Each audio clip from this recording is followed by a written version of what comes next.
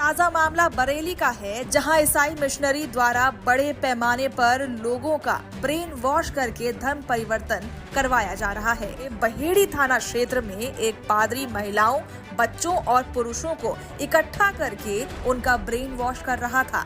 हिंदुओं का मंत्रांतरण कर उनको रामचरितमानस के बारे में भला बुरा कह रहा था। अनजाग्रा प्रियफोर नोंथांमोना गुसुं भिडिअ क्लिप नुबाय आरो बे भिडिअ क्लिप नुनायनि गेजेरजों हयथ' गोबां बाथ्राफोरखौ एसेब्लाबो आइडिया नोंथांमोना मोननो हादों।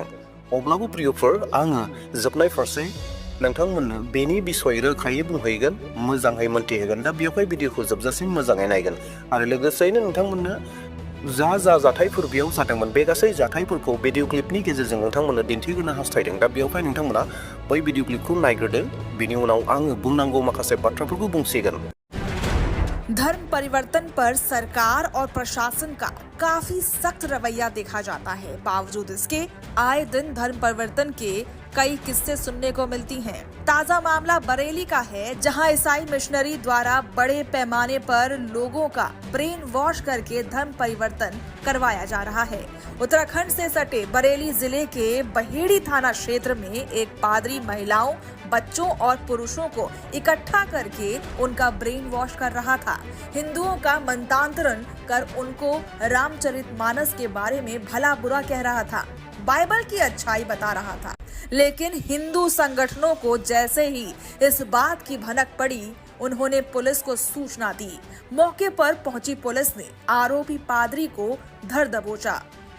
दरअसल बहेड़ी थाना क्षेत्र के सिंगोटिया मोहल्ले में ईश्वरी प्रसाद नाम का पादरी हिंदू महिलाओं, बच्चों और पुरुषों को श्री रामचरितमानस के बारे में अनाप शनाप बताकर उनका ब्रेन वॉश कर रहा था और बाइबल के बारे में अच्छी अच्छी बातें बता रहा था। सिंगोटिया में ईसाई धर्म के कुछ लोग पादरी धर्म परिवर्तन करा रहे हैं निचले तबके के लोगों के लिए। वो भी क्या कहते हैं, लालच देकर करवाते हैं। और वहाँ पर सूचना मिली तो हमारे बजरंग दल के और विश्व हिंदू परिषद के कुछ कार्यकर्ता वहाँ पहुँचे। उन्होंने मौके पर वहाँ जाकर उस जो धर्म परिवर्तन करा रहा था उस पादरी के लिए, और वहाँ 35-40 लोगों की संख्या में पुरुष, महिलाएं, बच्चे बैठे हुए थे।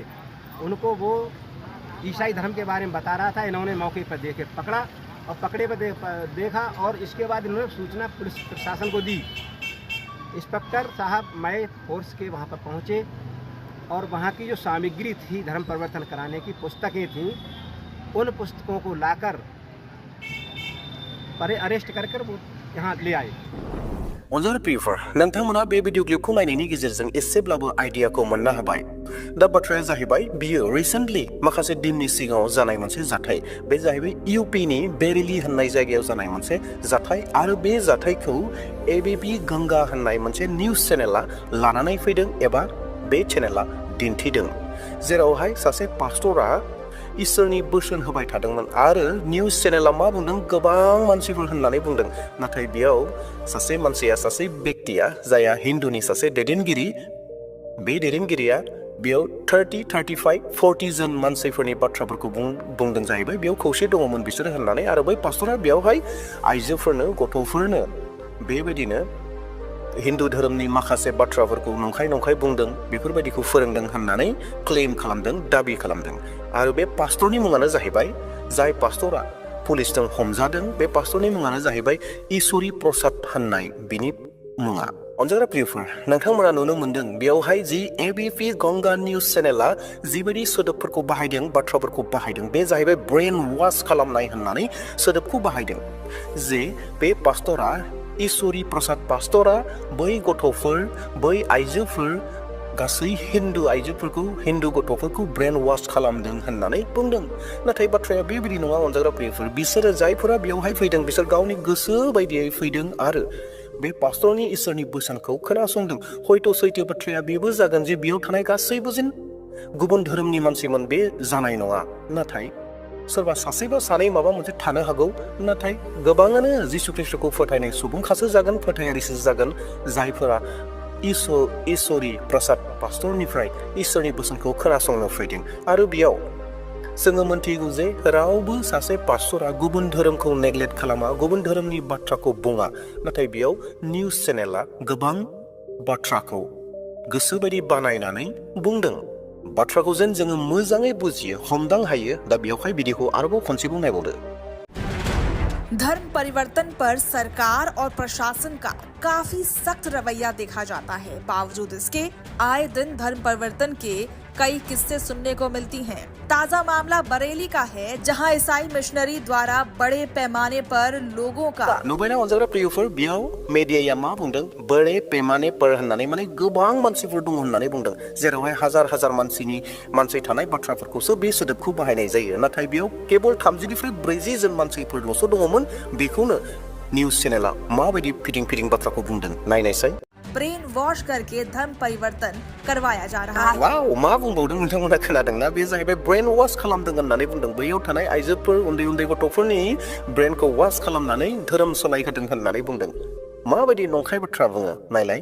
मिडियाया माबायदि बाथ्राफोरखौ जेखौ नंथारा, सैथो नङा, बेखौनो नंखायखौनो बानाय बुंथाबथारदों। जेरावहाय माब्लाबाबो सासे पास्टरा, सासे मिशनारिया, सासे इभान्जेलिस्टआ माब्लाबाबो बेबायदि खालामनो हाया। नंगौ, बे सैथो बाथ्राया जे जिसु ख्रिस्ट'नि बोसोनखौ गाहाम रादाबखौ होदों। बे गाहाम रादाब होनाया जाहैबाय जिहेतु जिसु ख्रिस्ट'आ जोंनो फोरोंदों बयनोबो गाहाम रादाब हो होननानै।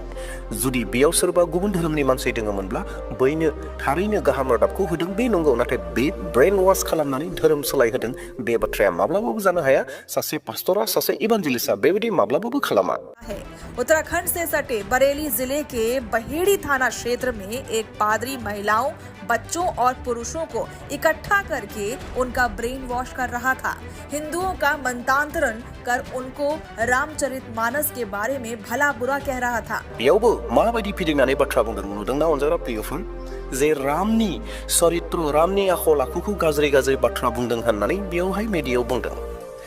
जुदिहाय थारैनो बेबायदि बुंनायमोनब्ला बिसोरो बे बाथ्राखौ मेडियायाव, बे निउसाव दिन्थिगौमोन। नाथाय बिथांमोना बे बाथ्राखौ दिन्थिनो हायाखै, जिहेतु पास्टरा बेखौ बुङाखै। बिसोर गावनि गोसोजोंसो बानायनानै बुंदों। मानोना फोरमान गैया, बेबायदि बुंदों होननानै फोरमान गैया। फोरमान थानायमोनब्ला बिथांमोना लोगो लोगोनो बे भिडिअ आपल'ड खालामगौमोन। देट मिन्स इउटिउबाव दोनगौमोन, जोङो नुगौमोन। नाथाय बेखौ खालामनो हायाखै। अनजाग्रा प्रियफोर, बे बाथ्राया नंखायथार। जेरावहाय बिसोरो गुबुन धोरोमनि इसोरखौ, जायफोरा इसोर होननानै मानियो, बैखौ रायदों, ठाट्टा होदों, बिनि केरेक्टारखौ नेवसिदों, माबा माबि बाथ्राफोर बुंदों। बे माब्लाबाबो जानो हाया, खारन जोंनि जिसु ख्रिस्ट'आ जोंखौ बेखौ फोरोङाखै, गुबुनखौ ठाट्टा खालामनो, गुबुनखौ निन्दा खालामनो, गुबुनखौ मुगैनो थाखाय फोरोङाखै। बाइबल की अच्छाई बता रहा था, लेकिन हिंदू संगठनों को जैसे ही इस बात की भनक पड़ी, उन्होंने पुलिस को सूचना दी। जि जायगायाव फारिलाइया जादोंमोन, जि जायगायावहाय बोसोन होनाया जादोंमोन, बिनि खाथि खालायाव थानाय मानसिफोरा नायनो बादों हयथ' जानांगौ। बिसोरो बेबायदिनो बज्रां दलखौ, हिन्दुनि मोनसे संगठनखौ बिसोरो इनफरमेसन हरबाय, आरो इनफरमेसन हरनायनि उनाव बिसोरो पुलिसनि सहायजों फैनानै पास्टरखौ हमफैदों। जे मानो बेबायदि खालामदों होननानै, मानो गिर्जा जदों, मानो गाहाम रादाब होदों, बे होननानै बिसोरो हमफैदों।